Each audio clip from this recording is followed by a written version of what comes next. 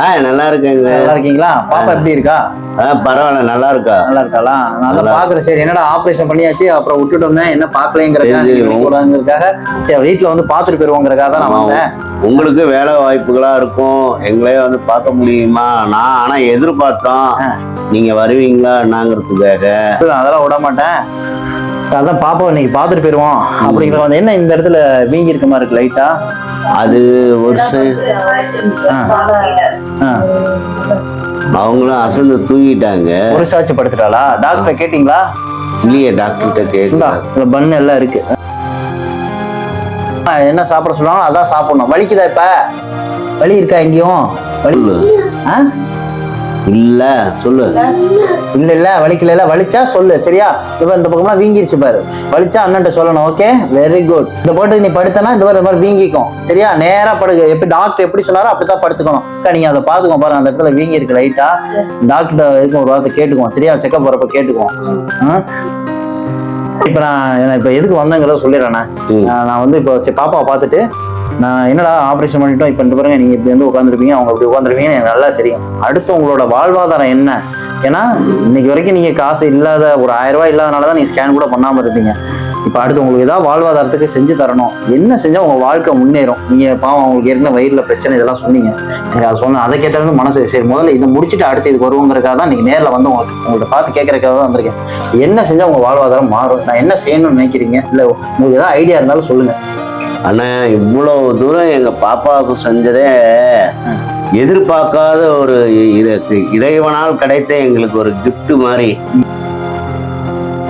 ஒரு டீ செலவு கூட 10 ரூபா நாங்க செலவு பண்ணாத அளவுக்கு எங்களை பார்த்துக்கிட்டீங்க.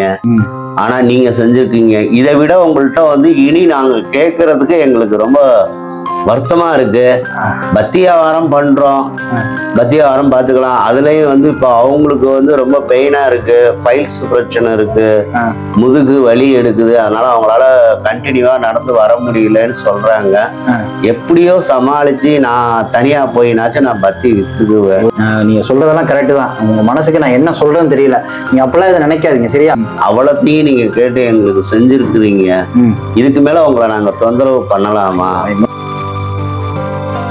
எனக்காக நீங்க சொல்றீங்க, இவ்வளவு தூரம் பேச எனக்கு ரொம்ப சந்தோஷமா இருக்கு. பரவாயில்ல, ஒரு உதவி கூட செஞ்சா அடுத்து என்னென்னு நம்மளுக்கு கிடைக்குன்னு எதிர்பார்க்கிற மனசுங்க மத்தியில இல்லைன்னா எனக்கு போதும், நான் இதை எனக்கு செஞ்ச போதும், இதுக்காகவே நான் செய்வேன் கண்டிப்பா.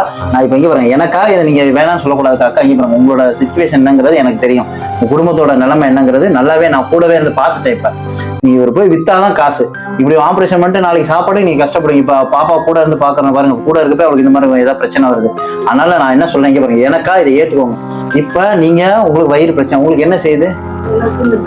பின்னாடி வலி, முதுகு வலி, முதுகோட சேர்த்து வயிறோட வலி இருக்கு. அவரோட நடந்து உங்களால போக முடியாது.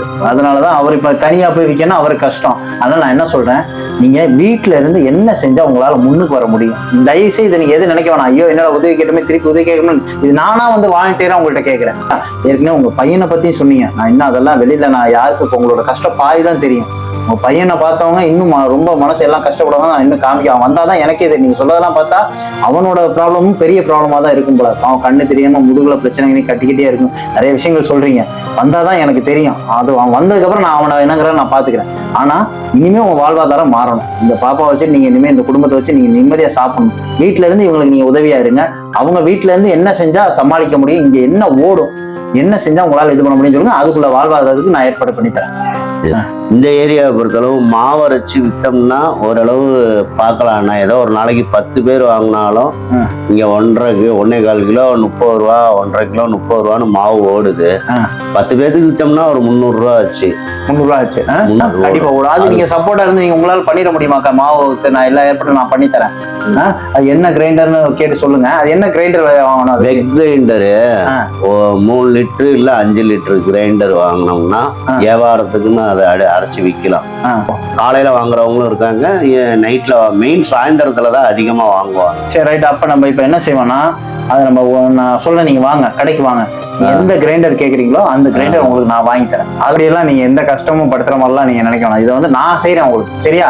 நான் செஞ்சு தரேன். இதை வந்து நீங்க நல்லபடியா இருக்கணும், நீங்க நல்லபடியா குடும்பம் நடத்தணும். அது இல்லாம இவ்வளவு கஷ்டத்துல நீங்க திருப்பி வெளியில போயிருக்க நேரம் அவங்களையும் கூட்டிட்டாலும் அவங்க இன்னும் பிரச்சனைகள் தான் அதிகமாகும். அப்ப விடுங்க என்ன, சரியா? இப்ப நீங்க இதை பெருசா நினைக்க வேணாம். பாப்பாவை நீங்க பாத்துக்கணும், மனைவியும் பாத்துக்கணும். இந்த பிசினஸ் தான் கரெக்டா இருக்கும். ஆனா இங்க மாவு தான் நல்லா ஓடிடும். அதுக்கு அது ஓடும். சரி, கடையில போய் நீங்க எந்த கிரைண்டர் கேக்குறீங்களோ அதை வாங்குவோம். அதை வச்சு நம்ம வந்து நான் இருக்கேன், சரியா? வாழ்வாதாரத்தை தூக்கி விடுறோம். அதுக்கப்புறம் நீங்க முன்னுக்கு வந்துக்கோங்க. அதுக்கப்புறம் நான் எந்த இது பண்ணல. அதுக்கப்புறம் தம்பி வந்தோடனே மட்டும் ஒருத்தர் அவனுக்கு என்ன செக்அப்ங்கிறத பார்த்து அவனுக்கு இவளுக்காக ப்ரே பண்ணவங்க எவ்வளவோ பேர், இவளுக்காக உதவி எவ்வளவோ பேர். எல்லா மனசுலயும் நீங்க எல்லாத்த விட எங்களுக்கு முக்கியமா கிடைச்ச கிஃப்ட் அதுதான். ஆமா, எனக்கு அந்த திருப்தி வேணும்னு நான் நினைக்கிறேன். உதவிங்கிறது அப்பதான் ஃபுல்ஃபில்லா வந்து இல்ல, எங்களுக்கு கொஞ்சம் கஷ்டமா இருக்கும் உங்கள்கிட்டயே வந்து தொண்ணூறு கேட்கறது. நீங்க நல்லா பாத்துக்கிட்டா போதும். ஒரு தந்தையா உங்களோட வேதனைகளை என்னங்கிற தெரிஞ்சுக்கிட்டனாலதான் உங்க கூட ஹாஸ்பிட்டல் நான் இருந்த கூட இருந்த நீங்க எவ்வளவு பாடுபட்டீங்க, எவ்வளவு வேதனைப்பட்டீங்க, நீங்க 2 பேரும் அழிஞ்சது எல்லாமே எனக்கு தெரியும். இப்ப பாப்பாக்கு நீங்க வீட்டுல இருக்கிற வரைக்கும் நீங்க வேலைக்குலாம் போகணும். எல்லாமே நீங்க எல்லா செலவுக்கு எல்லாமே அவருக்கு என்னென்ன வேணுமோ, டாக்டர் என்னென்ன சொன்னாரோ, ஃப்ரூட்ஸ் எல்லாமே என்ன கொடுக்கணும் எல்லாமே இதை வாங்கி